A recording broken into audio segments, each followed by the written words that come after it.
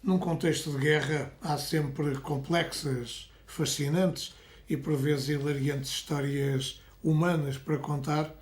algumas delas que entram natural e espontaneamente no anedotário e outras que nos fazem pensar na componente trágica de um fenómeno como este. E estou a falar concretamente da Segunda Guerra Mundial, que durou, como sabemos, entre 1939 e 1945, depois da tragédia da Guerra Civil de Espanha. Jesús Hernández, um historiador, jornalista e escritor espanhol que se tem dedicado a investigar as grandes histórias da Segunda Guerra Mundial e das guerras em geral, escreveu este livro, editado pela Matéria Prima, que se chama Histórias Desconhecidas da Segunda Guerra Mundial,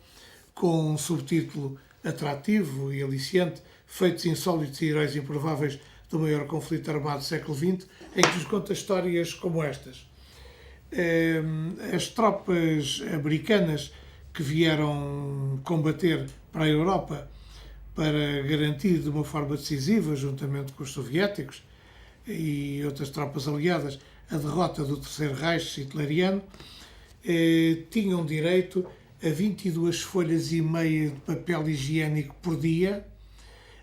enquanto as tropas britânicas tinham direito a 3 folhas.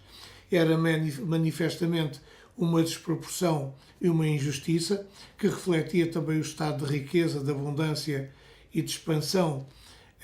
do poder militar e económico americano em relação à Grã-Bretanha, que estava ameaçada e também já numa posição ofensiva, atacante, que também muito contribuiu para mudar o rumo e o destino da guerra. Esta é uma das histórias. Estes materiais, estas quantidades, depois foram alinhadas e equilibradas de uma forma mais justa e adequada, anulando a diferença entre 22 folhas e meia e 3 folhas por dia para cada soldado. Por outro lado, isto mostra que no meio da guerra, da tragédia de grandes dimensões que foi a guerra, com mais de 60 milhões de mortos e centenas de milhares de civis feridos e numa trágica condição de refugiados, há também estas histórias humanas, estas pequenas histórias que vale a pena saber, contar e partilhar, porque a Segunda Guerra Mundial também foi feita destas histórias. O destaque vai agora para um livro chamado Nós e os Outros, O Poder dos Laços Sociais, de uma investigadora chamada Maria Rosa Pedroso Lima. Ela é licenciada em Psicologia, é professora catedrática de Psicologia no ISCTE,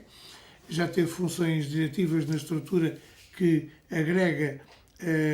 os psicólogos em Portugal, foi presidente da Associação Portuguesa de Psicologia, e neste livro, basicamente, ela defende esta tese. A nossa capacidade de sobreviver em comunidade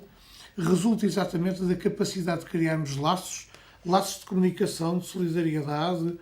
de partilha com os outros, porque a nossa vida é uma vida que, desse ponto de vista social e afetivo, é uma vida em rede, independentemente de se usarem ou não as redes sociais. A nossa vida em sociedade é uma vida em rede, é uma vida de laços criados, e nós temos que verificar que nesta sociedade cada vez mais acelerada e predominantemente tecnológica,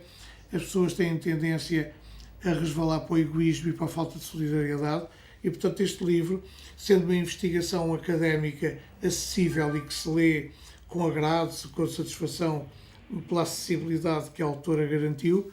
nesta coleção da Fundação Francisco Manuel dos Santos, que tantos bons livros nos têm proporcionado sobre diversos temas. O último destaque vai para um livro de uma coleção de prestígio da Temas e Debates / Círculo de Leitores. É um livro do francês, do académico francês Jean-Gabriel Ganassia, chama-se O Mito da Singularidade e tem uma pergunta fundamental como subtítulo: devemos temer a inteligência artificial?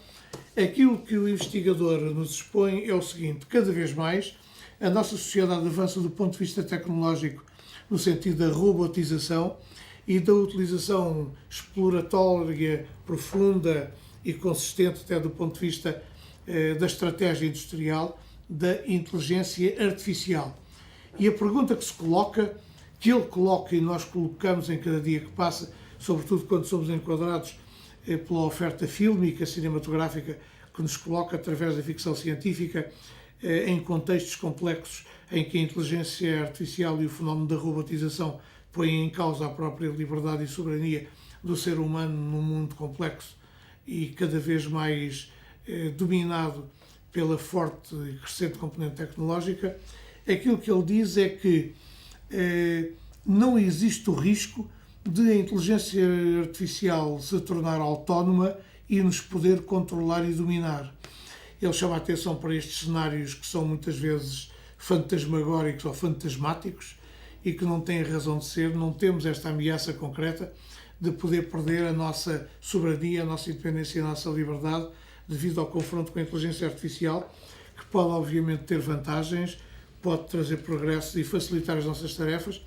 havendo um risco para o qual eu desde já chamo a atenção, deixando-se em relação a ele um sublinhado dramático, que é uma redução substancial e não compensada do mercado de emprego e dos postos de trabalho, que vão ser compensados com a intervenção da robótica e da inteligência artificial. Portanto, crescer, dar espaço à tecnologia, mas sempre com a garantia de que a nossa liberdade, soberania e independência não são ameaçados. Este é o mundo em que vivemos e é sobretudo um mundo em relação a cuja evolução devemos estar particularmente atentos e exigentemente atentos.